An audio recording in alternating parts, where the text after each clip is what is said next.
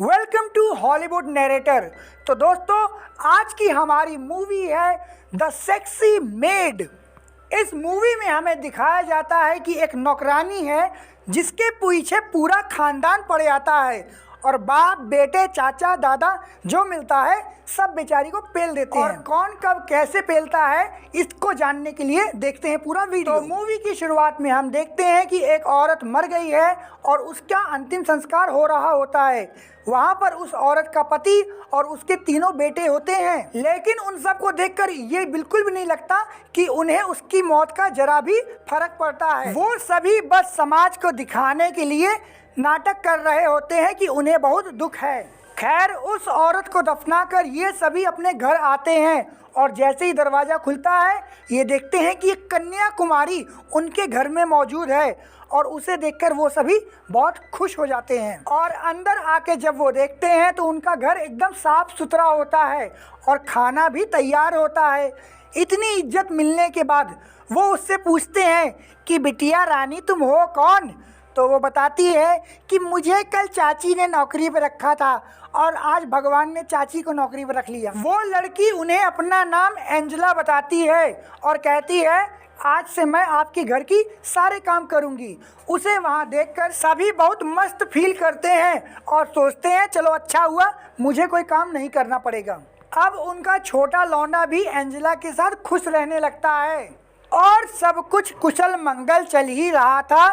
तभी हम देखते हैं कि एक औरत जिसका नाम रोजी है वो उस बुढ़े को पटाने की कोशिश करती है क्योंकि वो बुढ़ा बहुत ही अमीर है, लेकिन वो बुढ़ा उस औरत को बिल्कुल भी भाव नहीं देता। लेकिन उस बुढ़े का लौंडा उस औरत के प्रति काफ़ी आकर्षित हो जाता है। ये बात हम नोटिस करते हैं कार में, जब उस लौंडे की नज़र तो सामने होती है लेकिन उसके हाथ कहीं और होते हैं और आंटी भी उसको कुछ कहती नहीं है और मज़ा लेने लगती है। और आगे हम देखते हैं कि एंजेला के कोट में किसी ने गुलाब का फूल रखा होता है मानो उसे प्रपोज करने के लिए हो, और वो भी उस फूल को पाकर काफ़ी खुश होती है। अगले दिन हम देखते हैं कि वही लौंडा खेल रहा होता है तो उसको चोट लग जाती है और वो उस चोट को लेकर एंजेला के पास पहुंचता है। एंजेला उसकी पैंट उतार देती है, अरे काहे कि उस पर दवाई लगा सके, कुछ और मत समझिएगा। और एंजेला की बॉडी टच होते ही उस लौंडे का भी टावर सिग्नल पकड़ने लगता है, लेकिन वो कुछ बोलता नहीं है। और अगले दिन हम देखते हैं कि वो जाकर अपने दोस्त से ये सारी बात बताता है। उसका दोस्त उससे बोलता है क्या तुम्हारी नौकरानी इतनी कामुक है, मतलब वो मेरा भी ले लेगी? तो वो लौंडा कहता है नहीं नहीं, उसको तो सिर्फ मैं दूंगा। तो उसका दोस्त बोलता है देख भाई, तू अपनी नौकरानी की मुझे दिला देना, मैं अपनी बहन की तुझे दिखा दूंगा। और वो उसको लेकर अपनी बहन के कमरे के बाहर खिड़की के पास जाता है जहाँ पर उसकी बहन कपड़े चेंज कर रही होती है। और उसको कपड़े चेंज करते हुए देखकर दोनों को मज़ा मिलता है और दोनों अपने हैंडपंप को चलाने लगते हैं। उसी रात में एंजेला उस लौंडे के रूम में जाती है, कुछ गलत मत समझिएगा। वो उस लौंडे के रूम में छोटे वाले लड़के से मिलने जाती है क्योंकि जैसे आप रात में अपना बिस्तर गंदा कर लेते हैं वैसे वो लौंडा भी रात में अपना बिस्तर गंदा कर लेता है क्योंकि उसकी पैंट में छूट जाती है। लेकिन वहाँ पर छोटा वाला तो कुछ नहीं किया होता है पर बड़े वाले की चड्डी ज़रूर गीली हो जाती है क्योंकि एंजेला उस कमरे में सेक्सी सी नाइटी पहन के आती है। अगले दिन एंजेला अपने कमरे में छुप जाती है ये चेक करने के लिए कि मुझे गुलाब देता कौन है, और यहाँ पकड़ा जाता है वही जिसका ठरकीपन बहुत बढ़ चुका है और वो किसी भी तरीके से एंजेला की लेना चाहता है।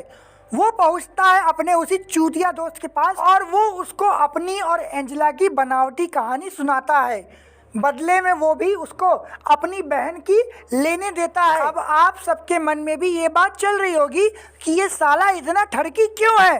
अरे भैया, जिसका बाप ठरकी उसका लौंडा ठरकी, क्योंकि वो बुढ़ा भी अखबार पढ़ने के बहाने एंजेला की सेक्सी टांगों को देखा करता था, पर वो कंफ्यूज रहता है कि एंजेला का कोई पूर्व प्रेमी तो नहीं है।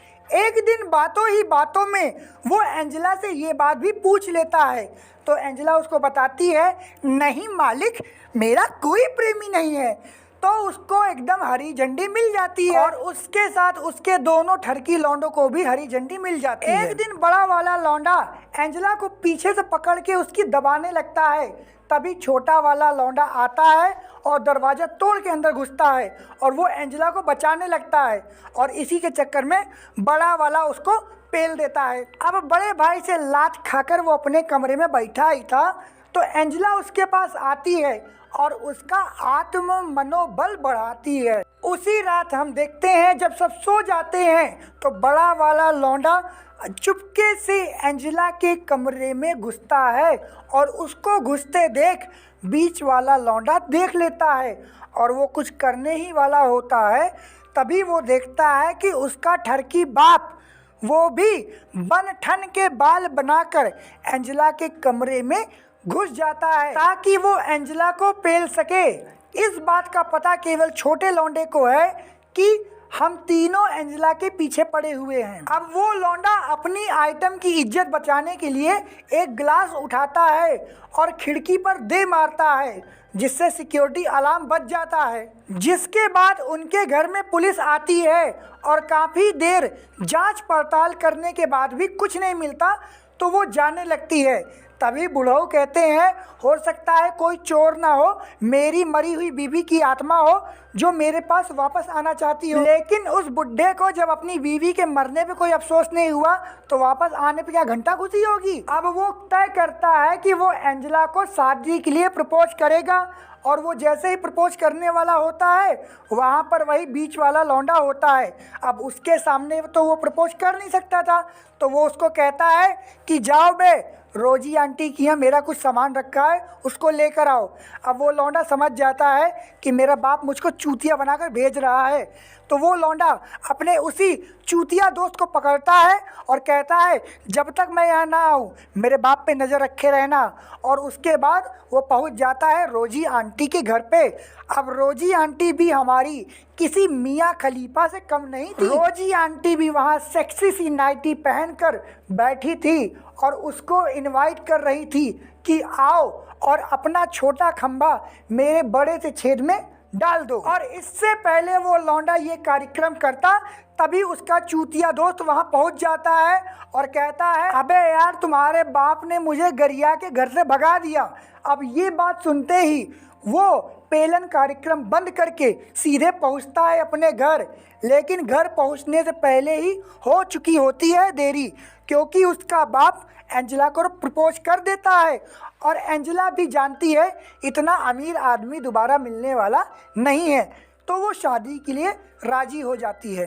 अब दूसरे दिन वो बुढ़ा अपनी माता जी के पास पहुंचता है और उन्हें बताता है कि माँ मैं दोबारा शादी करना चाहता हूँ। तो उसकी अम्मा कहती है अबे बुढ़ऊ तेरी उम्र इतनी हो गई है और तू दोबारा शादी करना चाहता है और ऐसी कौन सी मजबूरी है कि तू नौकरानी से शादी करना चाहता है। और इन दोनों की बातें वही बीच वाला लौंडा सुन रहा होता है।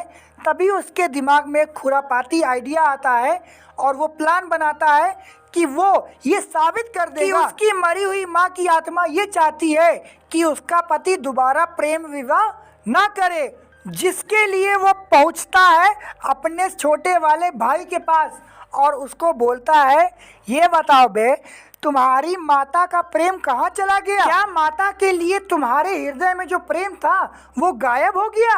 और क्या तुम किसी भी ऐरी गैरी नौकरानी को अपनी माता के स्वरूप मान सकते हो? ये बात सुन के छोटे वाले लौंडे के मन में फिर से अपनी मरी हुई माता के लिए प्रेम जाग जाता है और वो फिर अपना वही रोने वाला कार्यक्रम चालू कर देता है। जब सब लोग उसके पास आते हैं तो वो कहता है कि मैं अपनी मम्मी की जगह किसी को नहीं दे सकता और मेरी मम्मी कोई नहीं बन सकती। छोटे वाले लौंडे की ये बात सुन के उसकी दादी अम्मा अपनी बात पे अटल हो जाती हैं कि अब तुम विवाह नहीं कर सकते। जिसके बाद वो सभी वहाँ से लौटकर अपने घर आ जाते हैं। घर आने पर एंजेला ये बात समझ जाती है जबकि ये सब कुछ किया कराया बीच वाले लौंडे का है। वही मेरी शादी में भेड़ मारना चाहता है, तो वो भी उसको खूब गरियाती है और कहती है तुम ऐसा मत करो। और वो ये बात भी समझ जाती है कि जब तक ये लौंडा मेरी ले नहीं लेता तब तक ये मानेगा नहीं। और अब वो बीच वाला लौंडा जब भी मन करता है एंजेला के पास पहुंच जाता है।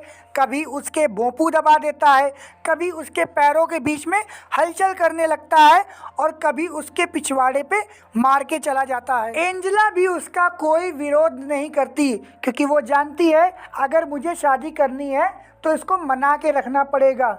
अब वो लौंडा भी समझ जाता है कि अगर इस एंजेला की शादी मेरे बाप से हो गई तो मैं जब चाहे इसकी ले सकता हूँ। तो वो भी ये तय करता है कि अब मैं इसकी शादी अपने बाप से करवा देता हूँ। एक दिन जब घर के सभी लोग बाहर घूमने गए होते हैं तो घर में केवल एंजेला और वही लौंडा होता है।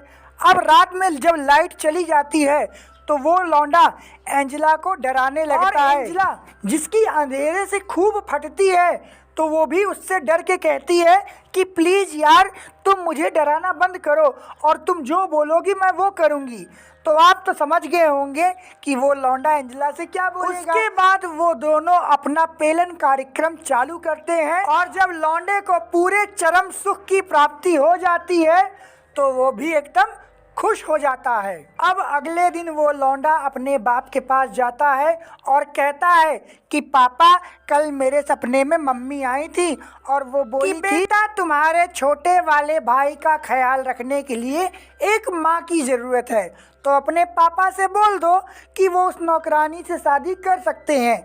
अब ये बात सुनते ही बुढ़ा खुश हो जाता है और अगले ही दिन दोनों शादी कर लेते हैं। शादी करने के बाद जब बुढ़ा चर्च से बाहर निकलता है तो वहाँ का रिवाज होता है कि वो अपने बच्चों को किस करते हैं। अब एंजेला बड़े वाले लौंडे को तो गालों पे पप्पी देती है और छोटे वाले को भी गालों पे पप्पी देती है, लेकिन जब बीच वाले की बारी आती है तो वो उसे पप्पी ना देकर बस एक छोटी सी मुस्कान देती है। और उसकी मुस्कान देखकर वो लौंडा भी समझ जाता है कि अभी चुम्मा नहीं लूँगा, रात में पटक के लूँगा। तो दोस्तों अगर आपको इस मूवी को देख के मज़ा आया तो इस वीडियो को लाइक कर दीजिए और इस गरीब के चैनल को सब्सक्राइब कर दो यार, बड़ी मेहनत करता हूँ, सपोर्ट करो। Love you, bye.